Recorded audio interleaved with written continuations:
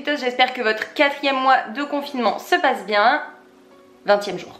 Alors, je me suis dit, quoi de mieux dans cette période merveilleuse où les gens ont décidé d'être propres et de se laver les mains 15 fois par jour, de porter des masques même s'ils ne sont pas malades. Oui. Et ben j'ai remarqué pas mal de problèmes sur ces deux choses. Du coup je me suis dit que c'était peut-être le moment de vous expliquer, de vous faire un petit tuto. Alors dans ce tuto on va voir comment bien utiliser un masque quand on en a un et comment bien se laver les mains. Parce que ça sert à rien que vous le fassiez 15 fois par jour si en fait c'est totalement inefficace. Oh, attendez.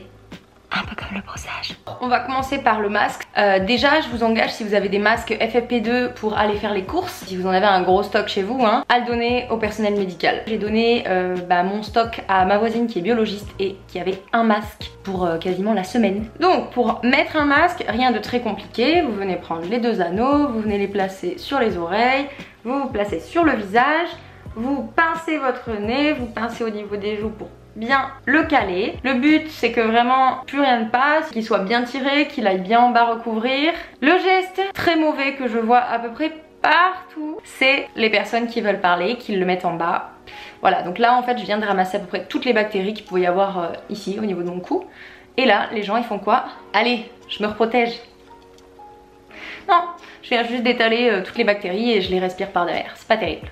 Faites attention aussi de ne pas porter votre masque comme ça pour essayer de mieux respirer, ça sert à rien non plus. Un masque normalement c'est à usage unique et surtout on le garde pas plus de 3 heures. Bon, les normes ont un petit peu changé à l'hôpital apparemment. Pour le lavage des mains, je vais faire appel à quelqu'un que vous connaissez tous maintenant. Allô Jamie? Allô? Oui, j'aurais besoin d'un petit tuto pour le lavage des mains. Tu peux le faire depuis chez toi s'il te plaît? Bien sûr Marilyn, avec plaisir. Merci. Déjà Marilyn, on va commencer par enlever tes bagues. Ensuite, enlevons ce vernis. La manicure en plus n'est pas terrible. Ensuite, on va te couper les ongles. Voilà, des mains propres et nues sont beaucoup plus faciles à nettoyer. Ensuite, pour l'expérience, je vais te montrer comment se laver les mains en utilisant des gants et une couleur.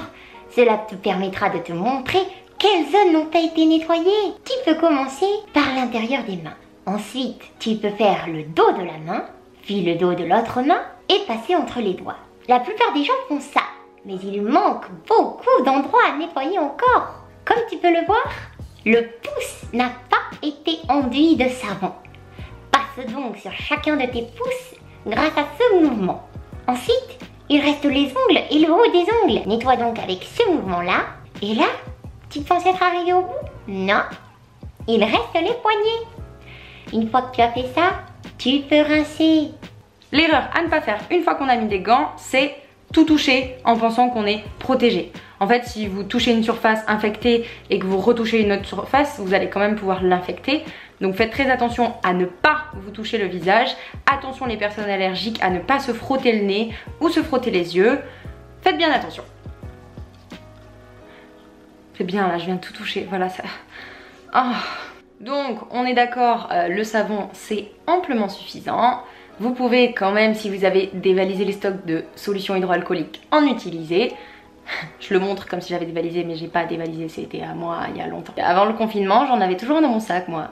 Alors déjà, il faut savoir que, petit clin d'œil à mes potes, la solution hydroalcoolique, ça ne tâche pas. Il n'y a pas de javel, d'accord? C'est pas grave si vous vous en mettez sur les habits ou par terre. Donc, vous venez en mettre un petit peu au creux de votre main. Et en fait, le but, ça va être d'éviter de faire ça. Non! Donc, en recommençant bien, vous en mettez un peu au creux de votre main. Et alors là, le plus important, ça va être de refaire tous les mouvements du lavage de main, mais rapide. L'important avec du gel hydroalcoolique, c'est de frictionner.